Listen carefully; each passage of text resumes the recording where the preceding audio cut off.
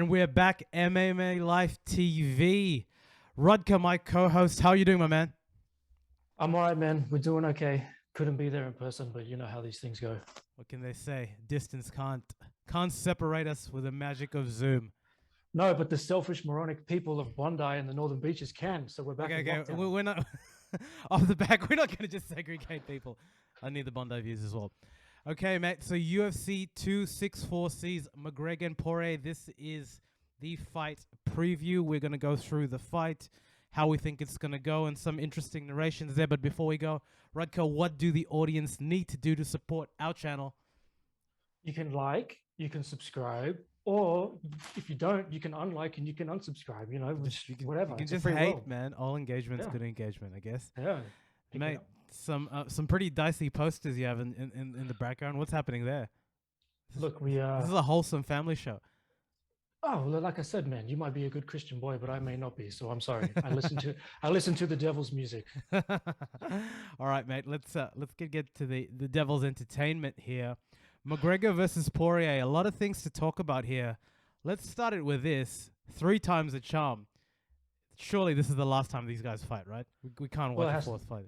Well, it has to be, right? Like, everything just all the trilogies that we've had in the past in the UFC, this one should be no different. What I didn't know until actually today was I didn't know that their first and second fight was so many years apart. Yes. Like, usually these things take a couple of years to put up the rematches and stuff like that, set them up. But man, from 2014 to 2020, I had no idea that they were so far apart. So let's do it, man. Another Yeah, I match. mean, I think, look, we can't take anything from the first fight because it was so long ago. It was a different weight class, and they looked like very different people. I mean, like Oh physically, man, mentally. well, in preparation for this, like I went back and watched like the two fights and like just the actual notes that I took on like the first fight compared to the second fight. Like they It's a different literally fight. were two completely different people, two completely different fighters, and two completely different outcomes. So like, Yep. man, this third one, although it is happening so soon after the Yep. last one, Yep. do you think, it's is it going to be a little bit closer to last year's fight, or like what do you think? So let's talk about the fight, right? So I think it's interesting. Connor starts off the gate very aggressively, and you could say in the first round, I think a lot of people would have had Connor winning that round. I don't know how you kind of saw that, but on the feet, there's no doubt. At least during the first round, he has that advantage. He's just a more dynamic striker, right? You kind of saw that You you mean in the fight coming up or in the previous fight? in the First previous one, fight. second In the one. previous fight, In the first one or the second one? the second one, but you could say exactly the same thing for the first one, Well, and no, that's the thing. Connor's a good starter. here's the crazy thing, man. Like for the first fight, the first 30 seconds, Connor comes out of the gate with like in his karate stance and It's he's fucking starship. Yep. throwing these wild kicks. He does that. Obviously, it doesn't work, so he immediately gets back into his fist fighting stance. Yep. But it was just like the first one, he was so relaxed as he always is, and he's looking on target. Yep. Connor does that thing where he just looks at you and like he just boom, just puts that in sideways, bang, and it hits you. It's on target every single time.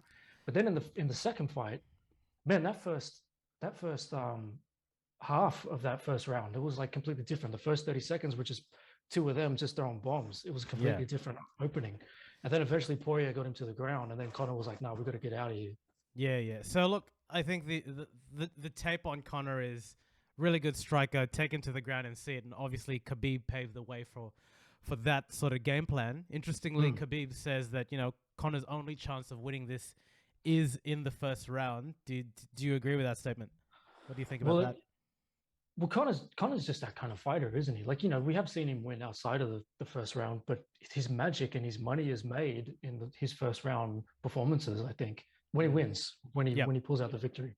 Of course. So he's got him, man. He really has to. I mean, because when I said before, like, is this fight going to be very similar to their fight last year? It's kind of like, well, what did Poirier do last year? All he did was kick him in the leg a bunch of times until he finally got him where he needed to be. The crazy Yep. thing about last year's fight was, as per usual, Connor was in control and he was calm. He knew what he was doing, and he kind of had Poirier where he needed him to be. And then, man, just like that, Poirier just kicked him in the leg a few more times, and they completely swapped, and then it was over. So it was like Connor just being the extremely intellectual fighter that he is kind of like, well, duh, avoid doing that this time. Yeah. Watch out for that. Yeah. But then what's Poirier thinking? Is he just like, we can't go back to the world too many times because that's not going to work.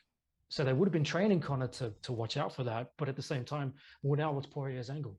Of course. So let's go through the specifics on it. But let me correct you. The second fight was actually this year, but it was in January. Was that this year? It is, but like it can be forgiven, mate. Like this whole year is just weird. God damn! All these these lockdowns can scramble. Blows into one. It's all the same. But look, I think on the first round, you say that you can't go back to the same well again. I disagree. I think you have to absolutely go down that well and see what adjustment he makes. So there's no doubt that we'll talk about the leg kicks, but I think to me what was really apparent in the first fight, in the first round, the first 20, 30, 40 seconds, I can't remember specifically, was the takedown by Dustin Poirier. And I think this inherently is the difference between the two fighters. So Poirier had a lot of interviews after that. Obviously, you know, the world was his oyster after beating the great and mighty Conor McGregor. And the advantage, and he said that he wanted to take it out of Conor McGregor's realm, which is the stand-up game. And you saw that. It wasn't a very fancy takedown. It wasn't a double leg blast. It wasn't explosive. He simply changed levels and tripped him, basically, while taking him down. So to Conor's credit, he got up relatively quick, relatively easily. Too. He got up very easily. Yeah. So I think the strength is pretty interesting because Poirier looks like the thicker guy. Like he looks like the bigger guy. So I'd be interested to see the weight on those guys a day after the weight cut.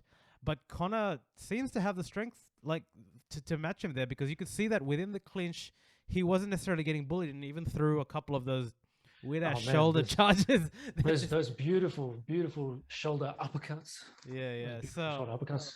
So all those hugs. So, but I think the main point to take that there is Poirier really is a mixed martial artist, and he will employ all those different elements there. And I can't see why he wouldn't start the fight relatively similar, simply to test McGregor, right? So that's another element. The other element is, if you were to dissect it, for most of the stand-up exchanges, Conor was winning. He actually was winning. Man, that's what blew my mind when I watched the second fight. I was just like, yo, okay, same business as usual. Conor's in control and he's calm and he's doing everything. Everything is going his way. And then, man, it just like flipped on it like that. He was in control the entire time. One more leg kick, and then that's what they literally Poirier was backed up against the cage that entire round. All they did was switch, and then it was over from there. That's it. So let's talk about the leg kick, because this calf kick specifically has been apparently. Let's talk about these leg kicks. Have you ever been kicked in the leg, my friend? Have you been kicked in the leg? Not like a soccer ball, like apparently what was happening in that fight, but specifically the leg kicks have been the biggest development in mixed martial arts, and everyone's doing it. This is not the first time we've seen it, but so what happens with these leg kicks is they chop basically at the leg, and because Conor is a striker, front foot, he plants pretty heavy on it. Over time, it's one of those kicks that the damage accumulates. You don't feel it, you don't feel it, you don't feel it, and then you do. Kind of like, me on a Friday at Letterbox Deals, holla at your boys if you're doing it. You 1, 2, 3 beers, and next thing you know, you're in the gutter. Man, you're walking funny. Man, you know what was interesting though? Like just before Poirier switched off the cage and finished the fight, I took a look at Conor's leg one more time, and it just started to, the welting started to show up, and like the discoloration on his leg was really showing. It's like, and the funny thing is like when Poirier was chucking them kicks, it didn't even look like they were like, they just look like they're just tagging. They're not like these full like chop down kicks. So like you're saying, this evolution of this kick, it must be just like, it doesn't look like much, but goddamn, you must feel it. Yeah, and I think that inherently is the beauty of this particular kick. Don't get me wrong, this kick actually hurts the kicker as well. I mean, I'm not for sure. You've obviously seen the Chris Weidman. So not exactly that, but if you see in slow motion, he was throwing his entire. Well, he threw his whole bloody knee at it and it cracked, right? So you can go to levels of how hard you want to hit that, but the accumulation of damage happens over time, and what people have said happens is that your nerve just gives up, and that's where you go jelly. So it's happened. It's cool. It doesn't hurt. until it does. And what happened? The finishing sequence of the fight was McGregor's leg or his shin, calf. If it had a health bar, it was 98, 80, 75, and then it just went to 50. So what happened is he actually couldn't move. You could see it when he was going backwards. He was actually dancing. So when didn't he? Yeah, didn't he at one point, like just before Poirier tagged him, like you could just, there was a split second where you did see Conor, like, I don't know whether he checked the kick and then he kind of wobbled for a sec. Like there was a split second thing that you could have seen Conor do. I just watched the fight now before we went on air. Yeah. And it was just like, just before it all went down, man, that one little final, like Conor went to take a step forward and it was just, it wasn't there. It gave up. It gave up. So that's it. And when it gave up, he fell into the punch. And that was and that was a finishing sequence, and that was, you know, the first crazy punch came, memes. Yeah, the first punch came. The second one, that was just like, you saw it in his face. He took the first one when he fell into it, and then when he copped the second one, that's when he just like went to sleep. Baby, go bye-bye. Okay, so we know that it makes all the sense in the world for Dustin Poirier to try those kicks again. What do you do if you're McGregor, if you know that as long as you can stay away from those kicks? So there are two things you can do with those kicks. You can check them, it still hurts, or you can try and avoid them completely, which is as simple as moving your leg away from it. Now, that's easier said than done. Well, he tried. He did try, because there was, you know, obviously he knew he kept getting kicked in the fucking leg, and then he caught the leg like a couple times, and then he blasted him in the face as per usual. Yeah, he was still on point and still checking him where he needed him. But yeah, I think that if he does throw the kicks, that's what I reckon. It's like, man, catch it, sweep the leg, just Cobra Kai, just sweep the leg. We're not putting a Cobra Kai. And then do the Brock Lesnar on Randy Couture, like top that leg down and then just like hammer him in the face. Just smash him. Okay, so what are the keys of victory? So you've obviously identified he needs to address these leg kicks as early as possible, right? Someone else, I don't know whether it was like a Instagram post or one of my friends had said it, man, somebody recently had said Conor needs to go back to his karate stance, and I don't remember who said it. I don't know if it was a professional or just a keyboard warrior like you and I, but someone said that, and that made me think about it. I was like, yeah, you know what? Like, it could be a way, but he can't do that for the whole fight. Yeah. Well, the stance more so changes your ability to go in and out, and I think he favored more a boxing stance, which is heavy on the lead leg, but even the karate stance is pretty heavy on the lead leg because everything's on the front foot. Well, I wanted to ask you something else, man. Like, I was wondering, Conor's been around for the better half of, the last 7-8 years. He's been on fire. He's been the superstar that we all know him to be. Yep. Is he now, do you think he's caught in the spiral that Ronda Rousey was caught in, which is like, she's bigger than the sport, she's doing movies and TV and all this other stupid shit now, she doesn't focus on the martial arts? Is Conor in that place now too? Not that he's making movies and doing all this superstar stuff, but the way that he is it kind of like, is he not caring about the fighting anymore because he's made his millions and he's is his heart and soul not in it like it used to be? What do you think? There's a good question. That's a really good question. It actually leads me to some of the other discussion points. Where to from here if Conor doesn't win? But there are two schools of thought that you can think that you can like narrate this. One is as a fighter, not so Conor McGregor the fighter and Conor McGregor the showman are actually two different people. Conor McGregor the showman, the promoter, was unlike anything the UFC, MMA, or combat sports had ever seen. He is basically he basically stole Ric Flair's gimmick, and he did it very well, right? He did. Goddamn, he did. And it helps that he's Irish. It helps that the moniker. He's a fast talker. He's not an ugly looking guy. Like everything kind of.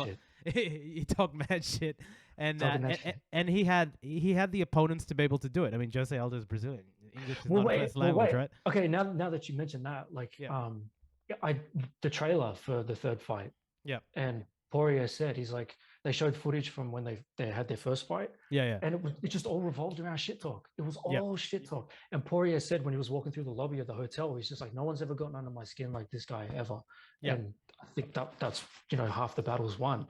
So, and then what I was going to mention too is, like, at the beginning of the first fight when they were doing the Herb Dean square off. Yep.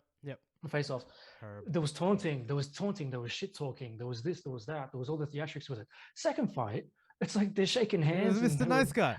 they were like professional and everything like that. And I'm sitting there going, man, like that's what I'm thinking. I'm like, man, is Conor just like Conor the fighter is different from Conor the showman, but Conor the fighter will always care because he's always, he literally is the best in the world. Like, you know, he's so good at what he does, and he's never not going to take it serious. My question, when I say like, is he caught in the Rousey spiral? It's not that he's not taking it serious. He always will, because he's always a consummate professional. But at the same time, it's like, but his focus is now elsewhere because he's a family man. He's made his millions.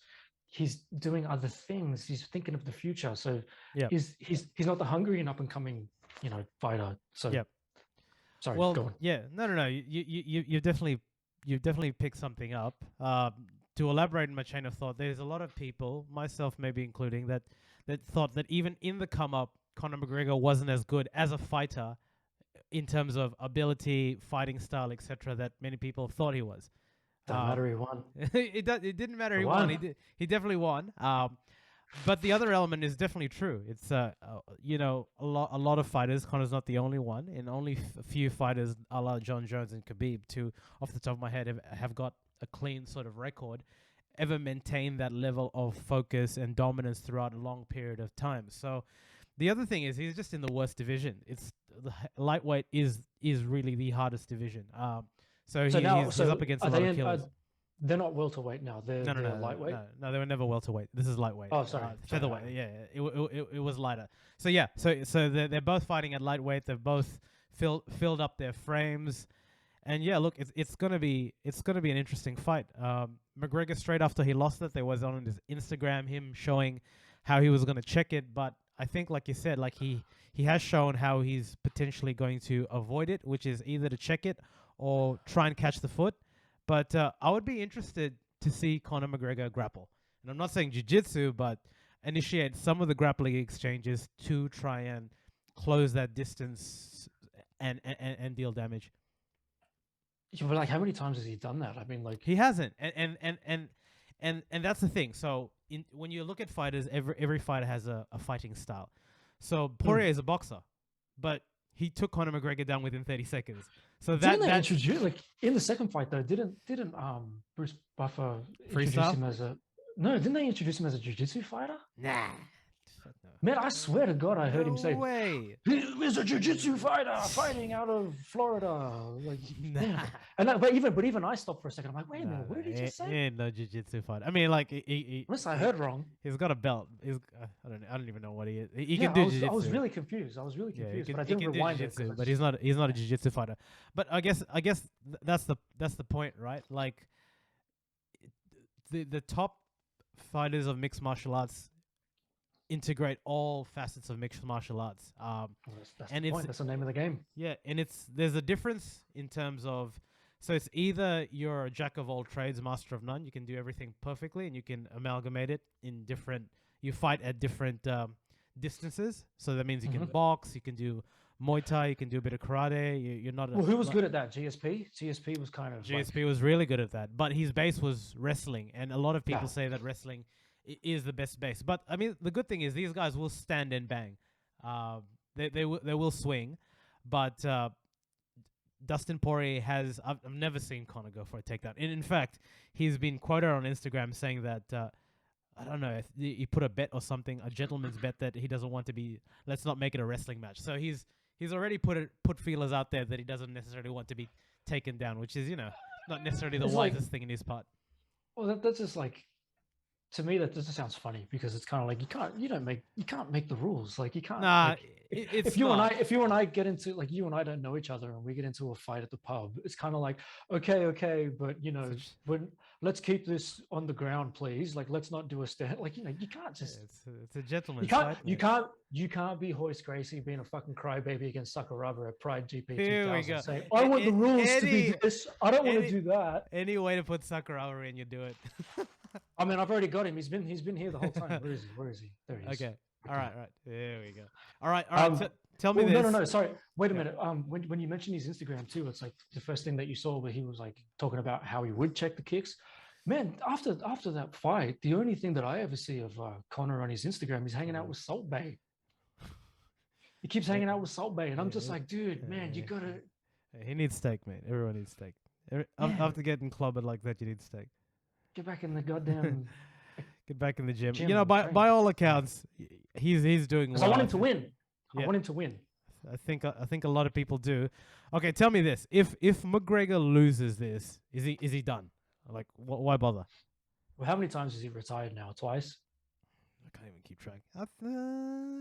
I don't know. He chucked a one. tantrum a couple He of times. did chuck a tantrum. No one takes a Conor McGregor retirement seriously. But Well, that's what I thought too. he's got the money, so he doesn't necessarily need the money. So Yeah. at this stage, he's hopefully fighting for different things in addition to money. Well, I would say, like, if you ask me who's my pick to win, I'm gonna go obviously Conor. Like, I want Yeah. Conor to win. Yeah. But not just because he's the superstar and we love him, but it's at the same token, it's like, well, he's in that position now where it's like, I cannot lose twice. Like, this is what I'm hoping. So, contrary to me questioning, is he caught in the Ronda Rousey spiral? I'm like, well, this is enough kick. This is enough kick up the ass for him to be like, F this. I needed blemish. Like, that blemish has to be gone. So, for all intents and purposes, I would like to believe that Conor's going to be like, no, F this. We need to get this W.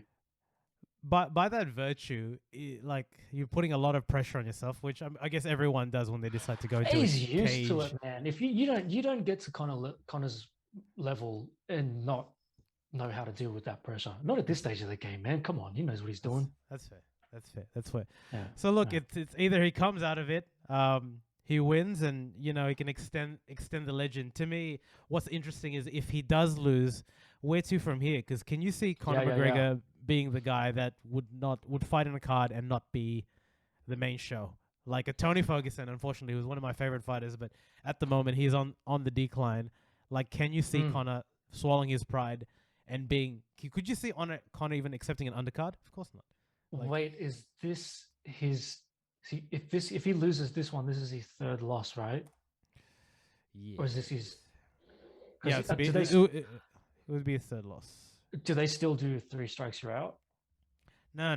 Look, in terms of out of the UFC, it used to be. Well, it used to be that, right? That's what I mean. But that was like 10 years ago. I don't know about now. But at the same token, even if they did still do 3 strikes you're out, he's fucking Conor McGregor, man. They'll still have a place for him. So someone they'll have a place for him, but will he want to be at that level? Yes. Yeah, I think he would, because it's like, if let's say he loses. Yep. Just for whatever reason, I think he's the kind of person too where he's like, that's not going to be his legacy. He's not going to lose like that. He's going to come back. Somehow he'll convince Dana to give him an opponent that he can beat. Surely, just like he'll always go out on his own terms. Yeah. He'll go out on a victory. There's no way Conor will retire on like 2 losses in a row. No way. Hell no. Come on, man. Yep. You be serious? No. Yep. Okay. So how do you see him winning? How do you see this fight going? Good question, man. I haven't actually put any thought to that. Like, Conor just wins with them punches, right? He always wins with these sneaky punches or these, like, If anything, I would love to see. It wouldn't. Like, okay, here's a crazy circumstance. Imagine he does the old Jose Aldo finish. Like, he's the hype for the 3rd fight, and then it's literally just like, boop, fight's over.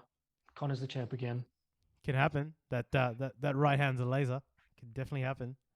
Like for example, if Poirier is just like, well, this time I'm going to take it to the ground because we don't choose the rules here. We do what brought us to the dance.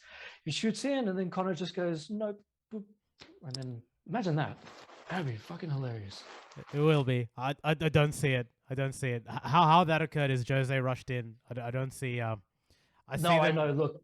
Yeah. I'm just playing the humor forward, but I honestly think if he wins, he's gonna do it by the way he always does. He just that was a freak accident, the whole Aldo thing. Yeah. Conor wins usually, like if he wins in the first round, it's always because, like I said in the beginning, he's always calm and he's always relaxed and he's always watching. Sometimes his hands are down, but it's not because he's a lazy idiot. Yeah. It's because he's looking, and then you always see he's got that look in his eyes, and he always like hits you with the left and then boom, tags you with the right. He never does straight punches. He always does that little jab like that, and it's beautiful. Every time I see it, I really admire it. So he that's him chopping down. So Poirier chops down in the second fight, he chopped down with the kicks. Yep. That's how Conor chops down. He just body shots you a little bit. He jabs you in the head. He's really good at those combinations. Hit them combinations enough, and then eventually he's gonna turn the heat up. And that's how I hope. That's it. That's it. I think Poirier is going to take it again. But if Poirier does it, it's. Hey, wait a minute, man! You just set up this whole conversation What do you mean? about. You set up this whole conversation with blowing smoke up Conor's ass, and then you just go, "Oh yeah, sounds good. Poirier's gonna win." I ain't blowing up no one's ass, all right? Unless fucking McGregor comes to this channel. Where's your Poirier posters in the background there, asshole? You got Come here and say it. Hey, wait a minute, man. Speaking of your background, yeah. You got the Conor poster, and then you got the beers. You got the beers cheaper in the background. Yeah. You know what I'm like when I come on the show. I bring my gimmicks. I like to bring my gimmicks and my props with me. So what you got? What you got? I got my can, but I've got my can. McGregor. And where can we get that on?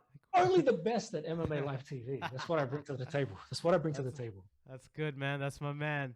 Well, Rudka, again, tell the guys where they can subscribe, like, share, subscribe, give us some comments, give us some heat. There's a button down there, and it says like. There's a button down there, and it says there's subscribe. an ultra like button as well. If you click it, things happen. You get to know about all the videos, and there's another thing called a notification bell. If you click that, you get the MMA Live TV sliding into your DMs, getting all the notifications. We'll be slipping and sliding. Do it. Anyway, guys, hope to see you soon.